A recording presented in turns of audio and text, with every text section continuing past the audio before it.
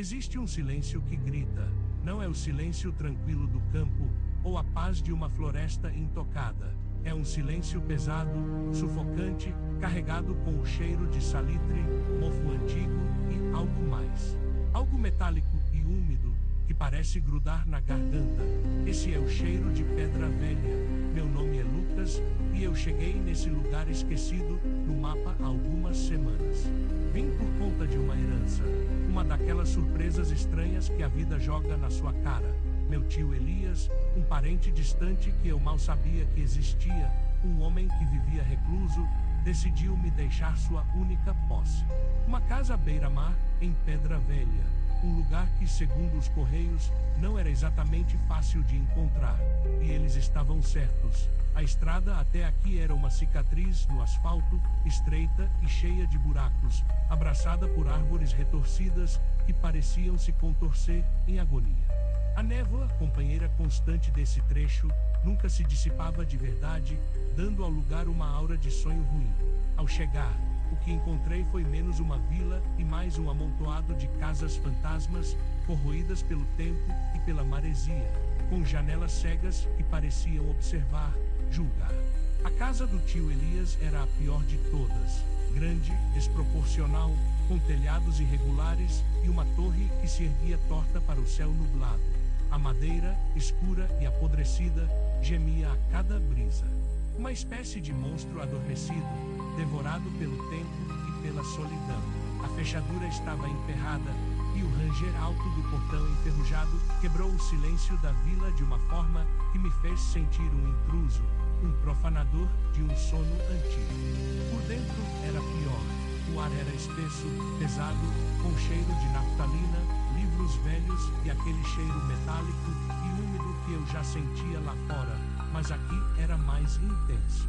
Cada passo levantava nuvens de poeira que dançavam na pouca luz e ousava entrar pelas janelas sujas. Os móveis estavam cobertos por lençóis brancos, fantasmagóricos.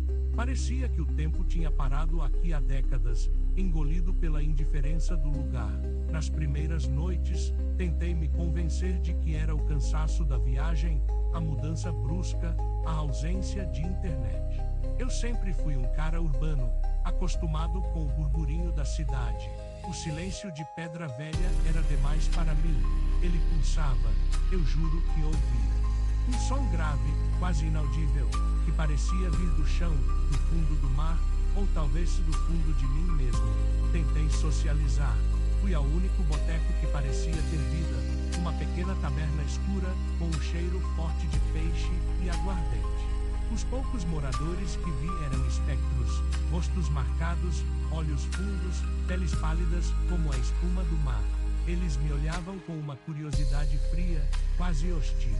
Perguntas simples sobre o tio Elias eram respondidas com monossílabos ou com um desviar de olhar. Uma velha, com um lenço na cabeça e os olhos mais vazios que já vi, me disse, com uma voz rouca como areia.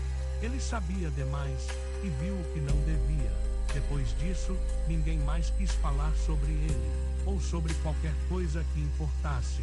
Os dias se arrastavam em uma rotina tediosa de poeira e silêncio. Tentava arrumar a casa, mas parecia que, para cada canto que limpava, outros dois ficavam mais sujos, mais sombrios. As paredes pareciam respirar. As tábuas do assoalho gemiam sozinhas. Eu tentava me convencer de que era a madeira velha, o vento do mar, os ratos, mas a sensação de estar sendo observado nunca me deixava. Foi então que encontrei os diários, escondidos em um baú enferrujado, debaixo de um piso falso no quarto do tio Elias. Eram vários, de capas de couro desgastado, preenchidos com uma caligrafia que, a princípio, era elegante, mas que se tornava cada vez mais frenética, rabiscada, ilegível em alguns trechos. No começo, eram anotações sobre botânica marinha, meteorologia costeira, mas aos poucos, as páginas começaram a mudar. Desenhos perturbadores começaram a aparecer. Criaturas com múltiplos olhos e tentáculos, arquiteturas impossíveis que desafiavam qualquer lógica, mapas estelares que não correspondiam a nenhuma constelação conhecida. As anotações viraram sussurros transcritos, referências a o olho que espera, as ondas quebradas, a sinfonia do abismo, nomes que me gelavam os ossos. O tio Elias escrevia sobre datas, ciclos lunares e mareais, alinhamentos de estrelas que ocorreriam na noite certa. Ele mencionava a porta e o chamado, e o cheiro. Ele falava muito do cheiro. O cheiro do abismo que sobe à terra. Ele escreveu em uma das últimas páginas, com letras tortas e tremidas, metal e sal, e a fome dos mundos. A cada linha que eu lia, a casa parecia ficar mais fria. O som grave e pulsante que eu ouvia à noite se intensificava, parecendo vir de debaixo dos meus pés. Os sonhos começaram. Não eram apenas sonhos ruins, eram experiências. Eu estava em cidades submersas, feitas de basalto negro e coral fosforescente, com torres que se estendiam para uma escuridão sem fim, formas que dançavam nas profundezas, indiferentes à minha presença, ou talvez atentas.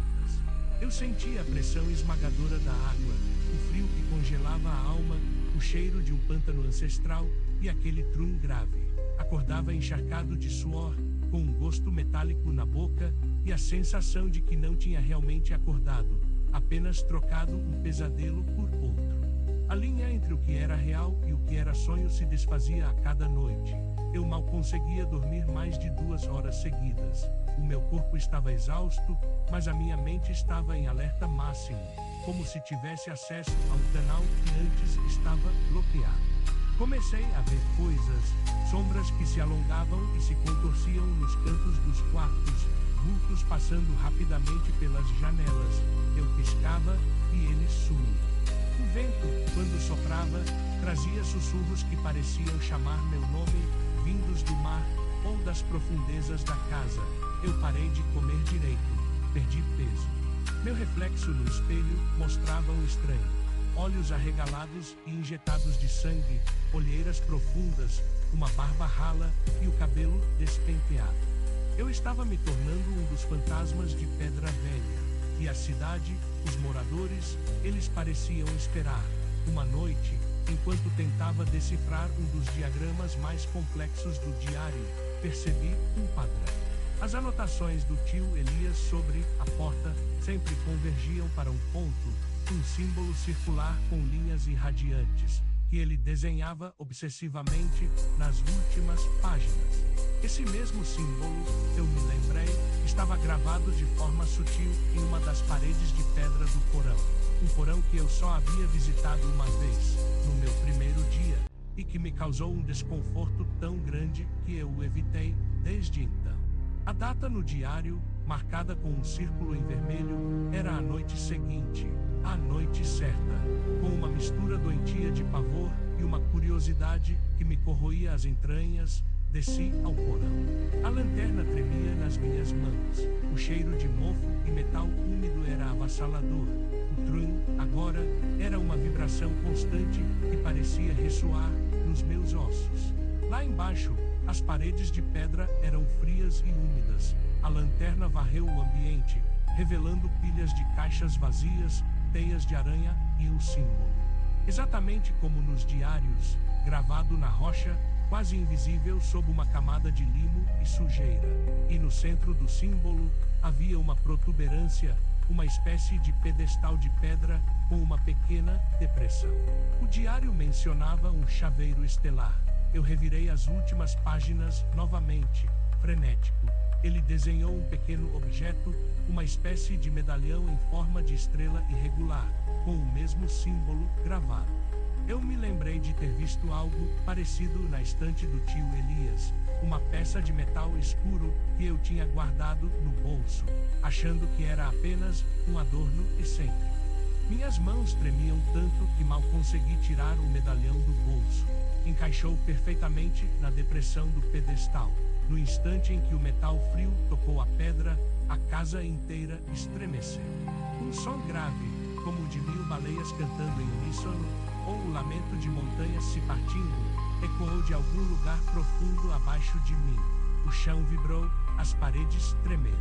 E o cheiro metálico e úmido se intensificou tanto que meus olhos lacrimejaram, e eu senti o gosto de ferrugem e sangue na boca. A parede onde o símbolo estava gravado começou a rachar. Não eram rachaduras comuns. Elas se formavam em padrões não naturais, como veias negras pulsando sobre a pele da pedra. Lentamente, a rocha começou a se mover para dentro, revelando um buraco escuro, que não levava a um túnel ou a outra sala, levava a um vazio. Era uma escuridão diferente de qualquer coisa que eu já tivesse visto. Não era a ausência de luz, mas a presença de uma não-luz, que parecia sugar a própria cor do ambiente. E no fundo daquela escuridão, algo pulsava, um brilho fraco e insidioso, de cores que desafiavam a compreensão humana. Tons de roxo que eram também verdes, azuis que eram vermelhos, movendo-se em um ritmo que parecia ditar o pulsar do universo. Não era um olho, não era uma boca, não era uma criatura. Era uma abertura, um vislumbre de algo infinitamente antigo, vasto e indiferente. Eu senti minha mente se estilhaçar. Como se o meu cérebro fosse uma taça de cristal que tivesse sido submetida a uma pressão insuportável. Os sussurros se transformaram em gritos, as vozes na minha cabeça, agora em coro, falavam de estrelas distantes, de ciclos de extinção e renascimento cósmico, de entidades que dormiam sob a crosta do mundo desde antes do tempo. Eu era um ponto insignificante, uma partícula de poeira diante da imensidão do que eu estava presenciando. Meu tio Elias não estava louco, ele estava apenas tentando registrar a loucura que o engolia. Não sei quanto tempo fiquei ali, paralisado, olhando para o vazio que me olhava de volta. Talvez segundos, talvez réis. Mas a imagem ficou gravada na minha retina, e a sensação de pequenez, de terror puro e absoluto, se alojou em cada fibra do meu ser. Eu não corri, eu rastejei. Subi as escadas do porão como um animal ferido, tropeçando e arranhando as paredes. Quando alcancei a sala de estar, a luz cinzenta do amanhecer filtrava pelas janelas sujas. O silêncio da casa havia retornado, mas agora ele era meu cúmplice. O cheiro metálico e úmido ainda estava lá, em mim, na minha roupa, no meu nariz, na minha alma. Eu não posso ir embora. O que eu vi não me permite ir embora. O mundo lá fora, as pessoas, as cidades, tudo parece uma farsa infantil agora. Como poderiam continuar vivendo suas vidas, rindo, amando, sem saber que existe algo tão vasto e antigo e terrivelmente indiferente à sua existência, escondido sob a crosta da terra, sob as ondas do mar, esperando a noite certa? Os moradores de Pedra Velha não me olham mais com curiosidade fria. Agora, há um reconhecimento em seus olhos, um entendimento. Eles sabem, eles sempre souberam. E eu sou um deles agora. Eu continuo morando na velha casa, não limpo mais. As teias de aranha são minhas amigas. O mofo é meu perfume. O trum grave do subsolo se tornou a trilha sonora da minha existência. Às vezes, eu desço ao porão, mas não para abrir a porta, apenas para ouvir. Para sentir a pulsação do abismo, o chamado das estrelas distantes. Minha caligrafia está mudando. Meus diários estão ficando mais confusos. Eu desenho as arquiteturas impossíveis, os símbolos esquecidos. Eu anoto as datas, os alinhamentos. Tio Elias não estava louco, ele estava apenas escrevendo sobre o que ele viu. E o que ele se tornou. E eu, Lucas, estou me tornando o que ele se tornou. O silêncio de Pedra Velha não grita mais para mim, ele canta. Uma melodia antiga, que fala de mundos que não deveriam ser conhecidos. E eu, com meus olhos agora adaptados à escuridão, vejo as sombras se contorcerem, não só na casa, mas no céu, nas nuvens, no reflexo da água. Em tudo, eles estão esperando, sempre estiverão, e agora, eu também espero.